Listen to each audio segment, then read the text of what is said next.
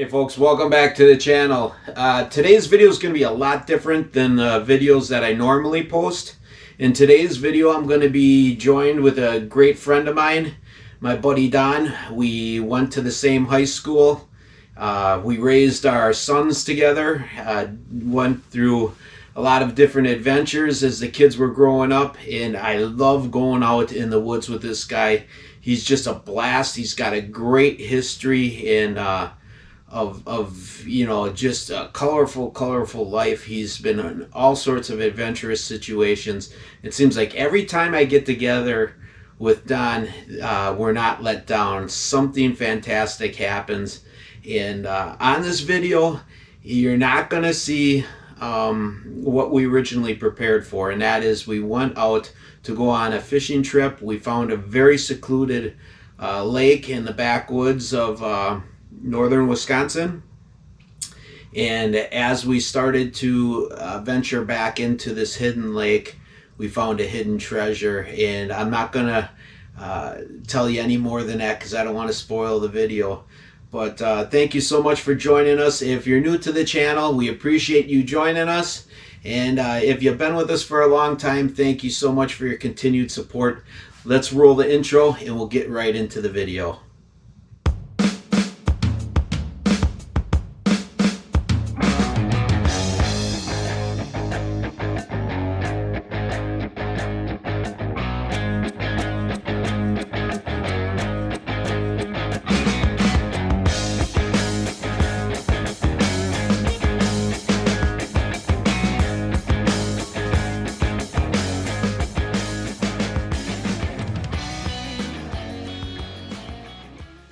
Hey folks, welcome to the channel. This week we are going to be taking a hike into the national forest up here, and there is a hidden lake that I've been meaning to get to for a number of years. Today I'm going to be joined with my buddy Don. He's parking a truck right now, and I'll introduce him to you a little bit later on in the video. But we've got his kayak and my layout boat for duck hunting packed up on a cart that I welded together some years ago, and we're going to take, it's probably a good quarter mile, maybe a third of a mile back off the road here through the national forest, but we're going to take a hike back there and see how we can do. Sometimes we get into them, you never know. Let's try our luck.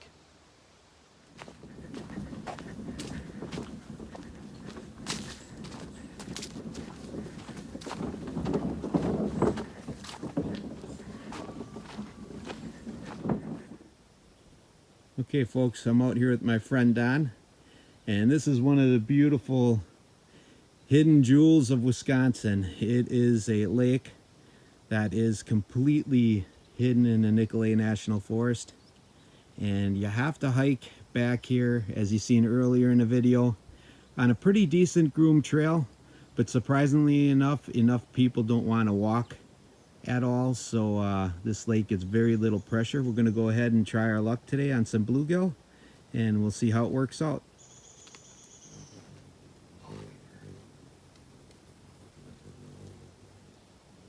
Hopefully that hummingbird is a sign of good luck. There he goes. Little did we know this day would turn out to be a flop for fishing, but check out what we found next. We're trying to recover an aluminum boat. Not sure why it's out there, or how it got out there, or if it's even manageable to float. It's about 3/4 full of water. Let me introduce you to the man that's joining me today. This is my buddy Don. He's a heck of an outdoorsman, an avid sportsman. He served his country faithfully and loyally as a Marine. He's just a heck of a man.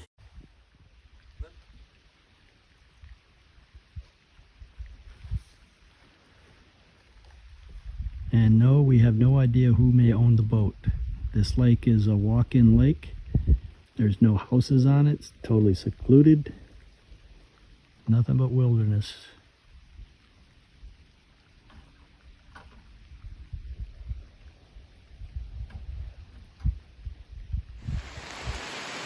Put plastic bag in the plug hole, bailed her out a bit, bringing it to the shore with dignity.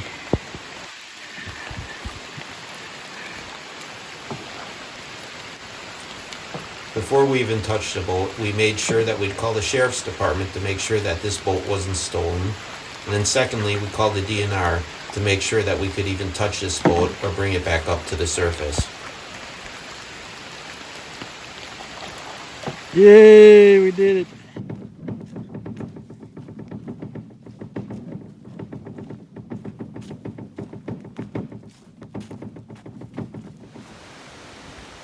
There she is. She's a little rough, but it's a good candidate for restoration. After a brief discussion, both Don and I decided this would make a great restoration for my son's shorts.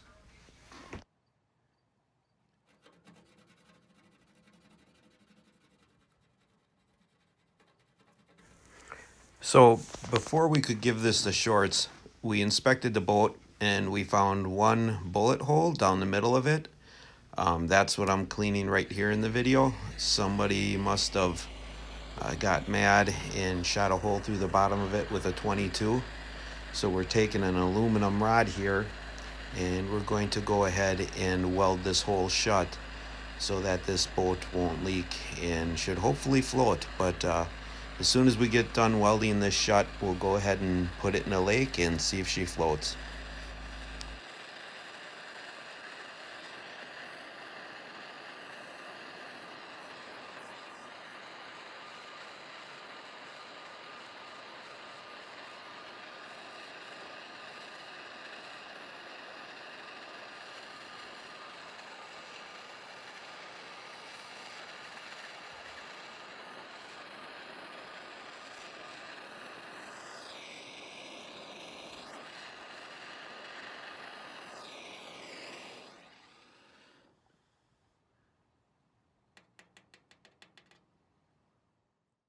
So we set her in a lake, and sure enough, she's seaworthy. So what was originally going to be our fishing video and exploring video ended up to be quite the adventure. You can see we did get the boat home, and it's in kind of rough shape aesthetically. You can see there's a lot of barnacles on that boat. That boat has been abandoned for a number of years.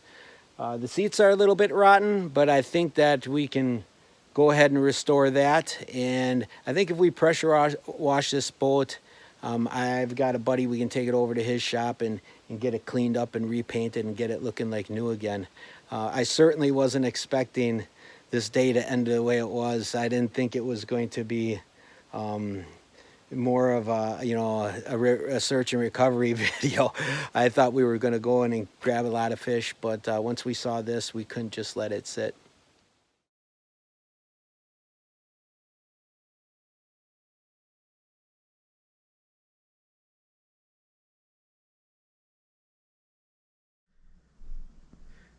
All right, guys. Well, thank you so much for joining us this week. You know, as you could see in those pictures at the end, we decided we were going to give that boat to my son's shorts.